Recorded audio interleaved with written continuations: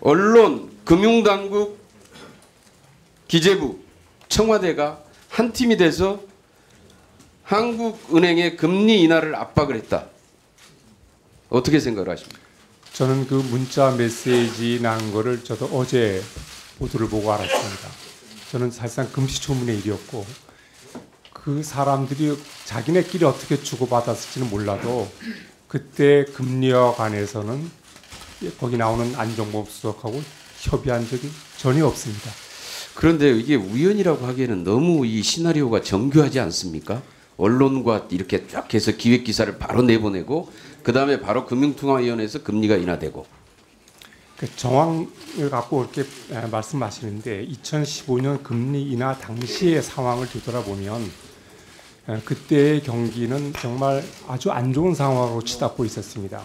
저희들이 6개월 만에 전망치를 3.9에서 3.1로 낮춰야 할 정도로 경제 상황이 아주 안 좋았는데 특히 수출이 그 당시 그야말로 사상 처음으로 2개월 연속 감소를 하고 물가는 제가 그 당시에 3% 총재님, 제가 그 당시에 금융통화위원회 회의록을 제가 쭉 또 봤는데요. 예. 지금 보면은 그 당시에 금리 인하에 반대했던 금융통화위원들의 의견이 지금 경제 상황을 너무나 정확하게 예측하고 있습니다.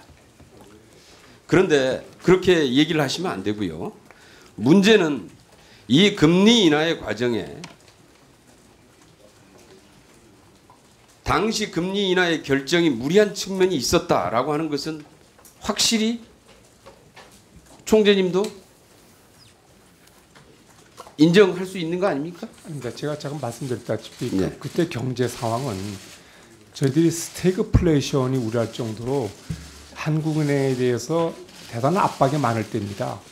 스태그플레이션이 하는데 한국은행이 뭐 하고 있느냐고 할 정도인데 그때 예. 심지어 그러니까 말이죠. 이제 조선일보에 저런 기획 기사가 이렇게 뜬 거죠. 그래서 한국일보 뭐 하고 있느냐 이제 이런 기획 기사가 떴는데 그 기획 기사를 만들어내는 것도 금융위원회와 안종범 수석 간의 문자 통화 메시지로 봤을 때 그렇게 짜고 이루어졌다 이런 얘기입니다.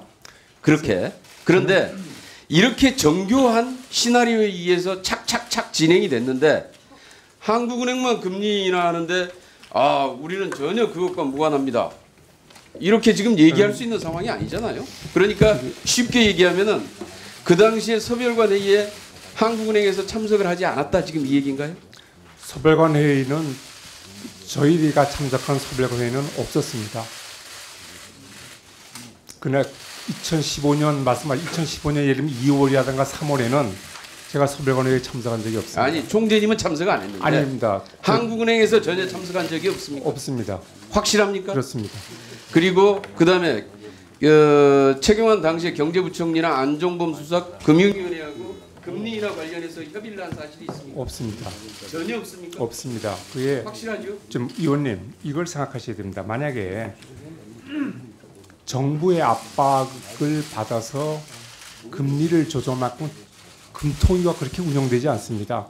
저는 제가 분명히 말씀드리는데 제가 금통위원들에다가 정부의 뜻을 전달하거나 언급하거나 협조를 당부한 적도 없습니다. 저는 금리 결정을 앞두고 금통위원과 개별적으로 접촉한 적도 없습니다.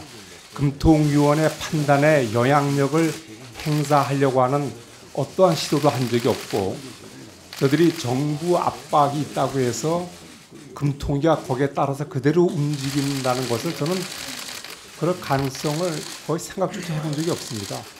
지금 금통위원들이 총재 아니면 정부가 말한다고 해서 움직이는 그런 조직이 전혀 아닙니다.